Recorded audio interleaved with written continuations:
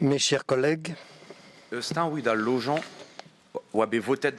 lors de la dernière session, nous avions voté un plan logement que notre groupe a approuvé. Il nous a alors semblé que ce plan allait dans la bonne direction et posait des ambitions compatibles avec les moyens actuels de la région. Nous avions en particulier approuvé le projet de création d'une foncière. Difficile néanmoins de s'en satisfaire.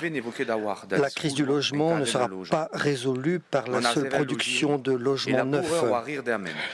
Ce levier ne permet qu'une action de très long terme. Or, il y a urgence à réduire les distances domicile-travail, urgence à réduire la facture du logement qui pèse sur les budgets des ménages et qui les oblige, par exemple, à renoncer à la consommation d'aliments biologiques de qualité, à différer des travaux d'isolation de leur logement, à moins partir en vacances, à moins bien vivre, tout simplement. Urgence aussi à dénouer le problème de recrutement pour les entreprises comme pour les services publics. Cette urgence, c'est la régulation du marché qui peut y répondre et les attentes sont fortes. Le projet de statut de résident est ainsi largement soutenu par la population avec 78% d'opinions favorables. Il est majoritaire dans toutes les classes d'âge, toutes les catégories professionnelles, dans tous les électorats. Ce n'est pas un projet clivant. Bien au contraire, le statut de résident est un projet qui rassemble la société bretonne autour d'un de ses fondements, le droit à vivre au pays. Ce n'est pas étonnant que donc on trouve autant de Bretons, 79% des Bretons soient favorables à un quota de l'ECF maximum par propriétaire. Mais aujourd'hui, qui a le pouvoir de mettre en place ces mesures en Bretagne ? Pour l'instant, personne. Le centralisme d'État laisse un vide dans l'action publique, un vide illustré notamment par la grave insuffisance du classement des zones tendues.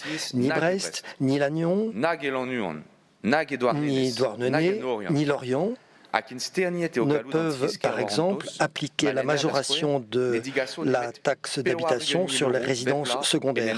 Et cette majoration est si bien plafonnée que l'île de Bas, qui en bénéficie, ne récolte que 80 000 € par an, de quoi préempter environ un logement tous les 4 ans.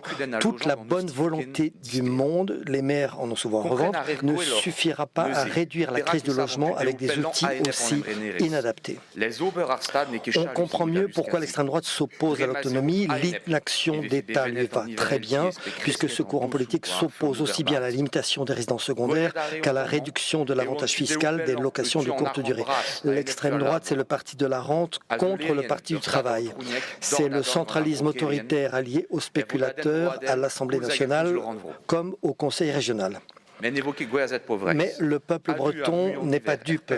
Une majorité absolue de la population des 5 départements serait favorable à la dévolution du pouvoir législatif et fiscal à la région Bretagne pour réguler le marché de l'immobilier. 59% y sont favorables et seulement 26% opposés. Appliqué à un problème concret, l'aspiration à l'autonomie est clairement majoritaire.